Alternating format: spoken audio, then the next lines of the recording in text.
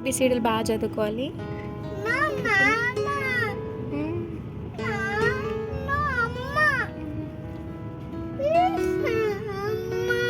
నేను వస్తానన్నా. హలో అండి, అందరు ఎలా ఉన్నారు? బాగున్నారా? నేనైతే చాలా బాగున్నాను. మీరు కూడా బాగుండాలని మనస్ఫూర్తిగా కోరుకుంటున్నాను.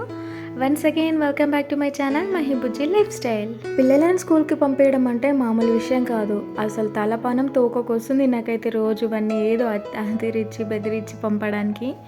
ఆడు వెళ్తున్నాడు హ్యాపీగా, అక్కడ ఎంజాయ్ చేస్తున్నాడు, కానీ చిన్న బాబు చాలా లోన్లీగా ఫీల్ అవుతున్నాడు అబ్బా. ఇక ఈ వ్లాగ్ వచ్చేసి సాటర్డే అండ్ సండే వ్లాగ్, చూసి ఎంజాయ్ చేయండి. ఎలా ఉందో నాకు కామెంట్ చేసి లాస్ట్ వరకు చూసి లైక్ చేయండి. ఇక గ్రోసరీస్ అయిపోయి నుండే నేషనల్ మార్ట్కి అయితే వెళ్ళి గ్రోసరీస్ అయితే తీసుకొచ్చాము. మాకైతే ఈసారి వచ్చినంత బడ్జెట్ ప్రాబ్లం ఏ మంత్లో రాలేదబ్బా. కొద్దిగా ఫీజు అడ్జస్ట్ చేస్తాం కాబట్టి అసలు ఈ నెల అయితే చాలా సరుకులు నిండుకున్నాయి. ఇంకా అప్పుడప్పుడు సేవింగ్ చేసిన మనీ అయితే బయటకు తీసి సరుకులు అయితే తీసుకున్నాను. ఎందుకంటే పిల్లలకు కూడా ఏమైనా చేసి పెట్టడానికి కూడా సరుకులన్నీ అయిపోయి ఉండే.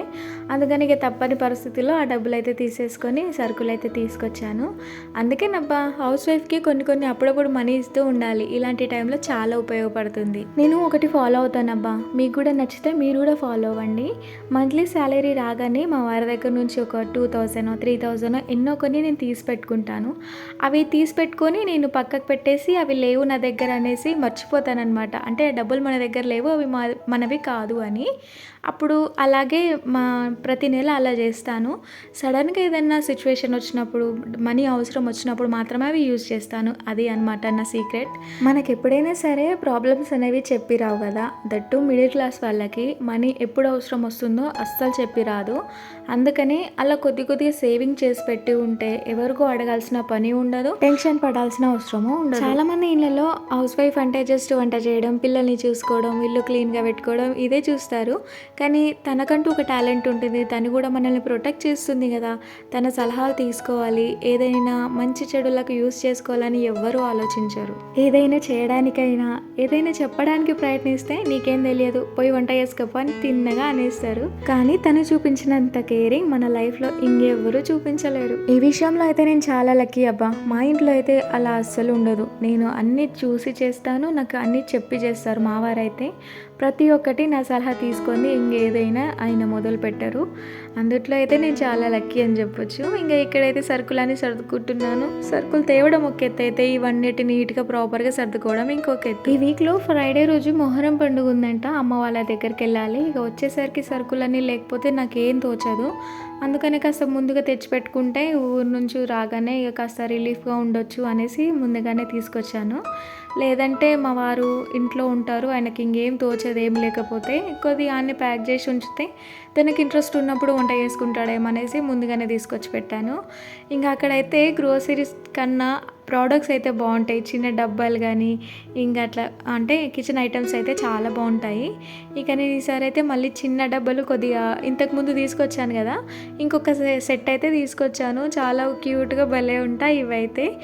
చిన్న మసాలాలు ఇంకా ఏదైనా పెట్టుకోవడానికి బాగుంటుంది అనేసి తీసుకొచ్చాను. ఇక అవన్నీ నీట్గానే ఉంటాయి. ఇంకోసారి అయితే వాష్ చేసి పెట్టాను. ఇక డబ్బాలలో అయితే గ్రోసరీస్ అన్నీ పప్పులు అవన్నీ సర్దుకున్నాను.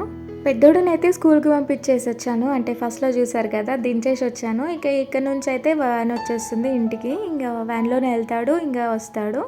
ఇంకా వాడు స్కూల్కి వెళ్ళిన నుంచి అయితే హ్యాపీగా చిన్నోడైతే ఒకడే ఉన్నాడు. ఇంక నేను పనులు అయితే నీట్గా చేసేసుకున్నాను. ఇక ఈ వ్లాగ్ వచ్చేసి సండే రోజు మార్నింగ్ అనమాట. సండే ఇక కొద్దిగా స్పెషల్ కదా మనందరికీ, చికెన్ తీసుకొచ్చారు. ఇక అదైతే వాష్ చేయడం అంటే నాకు అస్సలు ఇష్టం ఉండదు. పెళ్ళికి ముందు అయితే వాష్ చేసి వంట చేస్తే మాత్రం తినబుద్దే కాకుండే. కానీ ఇప్పుడు పెళ్ళయింది కదా, అవన్నీ ఏం తప్పవి. మొదట్లో అయితే మా వారైతే క్లీన్ చేసి ఇచ్చేవారు, కానీ ఇప్పుడు పిల్లల్ని హ్యాండిల్ చేస్తున్నారు, బయట ఆడుకుంటున్నారు వాళ్ళు. ఇక అందుకోసం అయితే ఇక నేనే కడగాల్సి వచ్చింది. నేను కడిగేటప్పుడు కొద్దిగా సాల్ట్ అలాగే కొద్దిగా పసుపు వేసి కడుగుతాను. మీరు ఎలా కడుగుతారో చెప్పండి.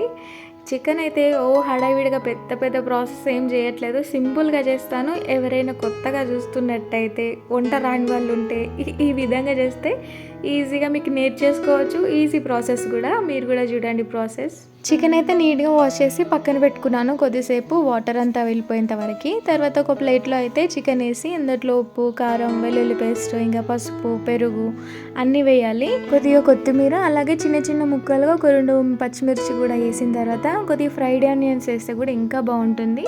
ప్రస్తుతానికి నేను ఏం వేయట్లేదు, ఓన్లీ పచ్చిమిర్చి కొద్దిగా కొత్తిమీర వేస్తున్నాను. ఈ వేసిన తర్వాత వాటన్నిటిని మంచి ఉప్పు, కారం చికెన్ ముక్కలకు పట్టేలాగా మంచిగా కలపాలి. సమంత మూవీ వచ్చింది కదా, ఎప్పటి నుంచో చూడాలనిపిస్తుంది రిలీజ్ అయినప్పటి నుంచి.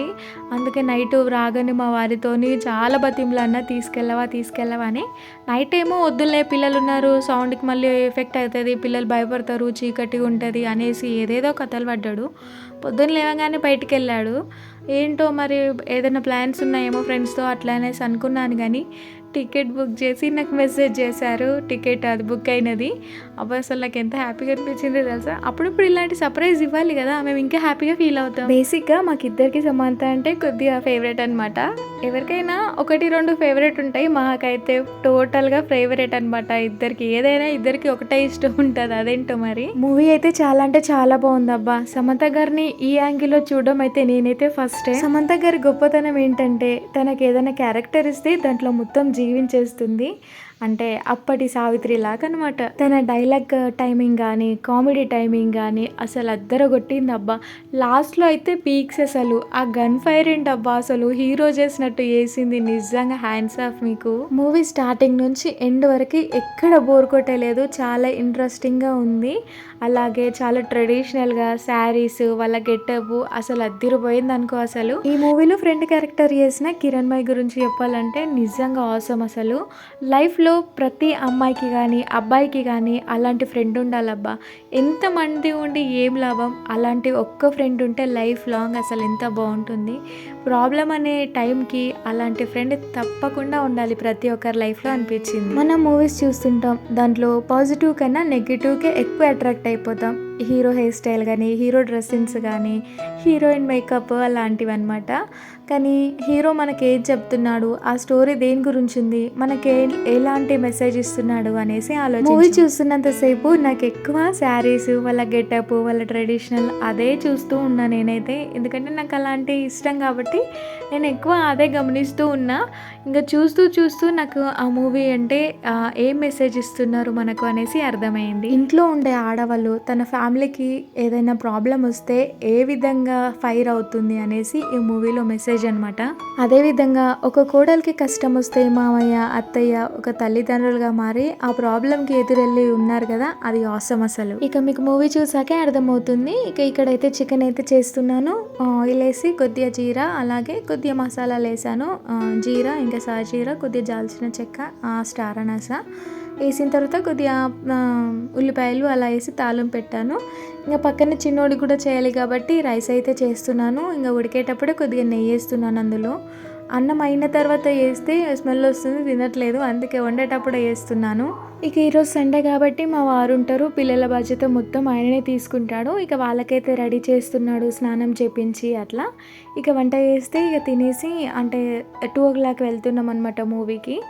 ఇంకా అప్పటి వరకు పనులన్నీ తొందర కంప్లీట్ అవుతాయి. ఇంకా నైట్కి వెళ్దాం అనుకున్నాం కానీ చీకటి అవుతుంది కదా అనేసి మధ్యాహ్నం బుక్ చేయమన్నాను. ఇక 2 o'clock అంటే 5 o'clock వరకు రావచ్చు అనేసి. ఉల్లిపాయలు మంచి మగ్గిన తర్వాత టమాటాలు కూడా వేసేసుకున్నాను. 2 కట్ చేశాను కదా, అవైతే వేసాను. అవి కొద్దిగా మంచి మగ్గిన తర్వాత చికెన్ అందులో వేసేయడమే. ఈ ప్రాసెస్ అయితే చాలా ఈజీగా ఉంటుంది. చికెన్ అయితే థిక్గా మంచిగా గ్రేవీగా కూడా అవుతుంది, పెరిగేస్తాం కదా. ఇందులో నేను మొన్న మసాలా ఒకటి రెడీ చేశాను కదా, అది 2 స్పూన్స్ అయితే వేసాను. చాలా బాగుంది, ఫ్లేవర్ కూడా అసలు ఎక్కడ తగ్గలేదు. ఎందుకంటే గ్లాస్ జార్లో వేసాను కదా, అది తీసి ఫ్రిడ్జ్లోనే పెట్టాను, అందుకని చాలా బాగుంది.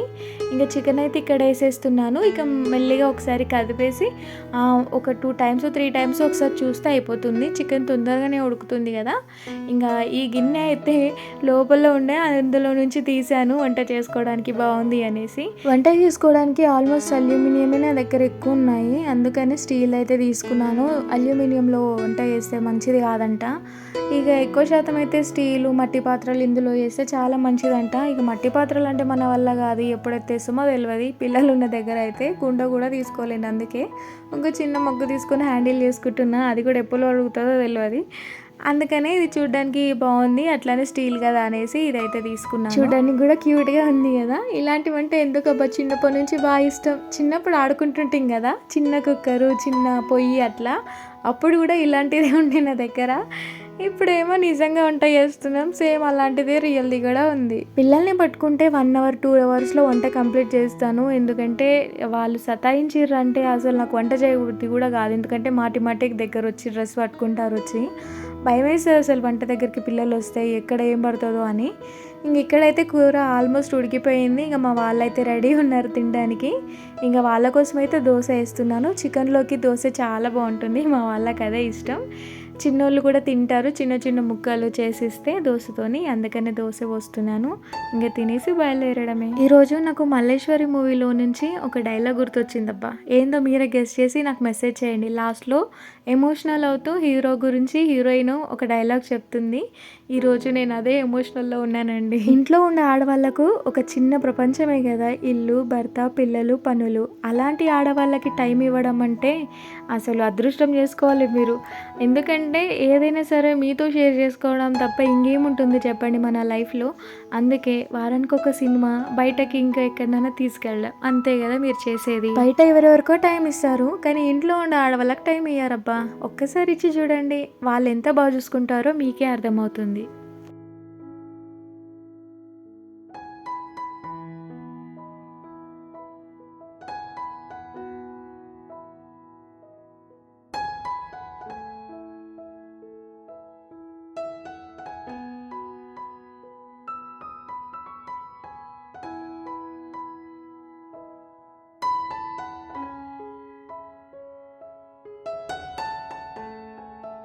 నాకు కారులో కన్నా బైక్ మీద వెళ్ళడం అంటే చాలా ఇష్టం, పిల్లలకు కూడా. అందుకే బైక్ మీద వచ్చాము ఈరోజైతే. కొద్దిగా ట్రాఫిక్ ఉంటుంది, అట్లానే పికప్ డ్రాపింగ్కి బాగుంటుంది అనేసి బైకే తీసుకున్నాము. ఇంకా మూవీ చూస్తూ చిన్నోడైతే పరుచుకున్నాడు. ఇక మేమైతే బ్రేక్ టైంలో కాస్త కూల్ డ్రింక్ తాగాము, ఎందుకంటే తినేసే వచ్చాం కాబట్టి. ఎండలు అయితే చాలా కొడుతున్నాయి అబ్బా. అసలు వచ్చిన తర్వాత చాలా టైర్డ్ అయిపోయాము. ఇక కొద్దిగా స్నానం చేసేసి కిచెన్ అయితే క్లీన్ చేస్తున్నాను. వెళ్ళేటప్పుడు కొద్దిగా హడావిడి వెళ్ళుంటి. ఇక ఇదండి వీడియో. నచ్చితే తప్పకుండా లైక్ చేసి సబ్స్క్రైబ్ చేసుకోండి అబ్బా. చూస్తున్నారు కానీ ఎవరు సబ్స్క్రైబ్ చేసుకోవట్లేదు. మంచి వీడియోస్తో మళ్ళీ మీ ముందుకు వచ్చేస్తాను. వీడియో లైక్ చేసి మంచి కామెంట్ పెట్టి వెళ్ళండి. Thank you for the watching.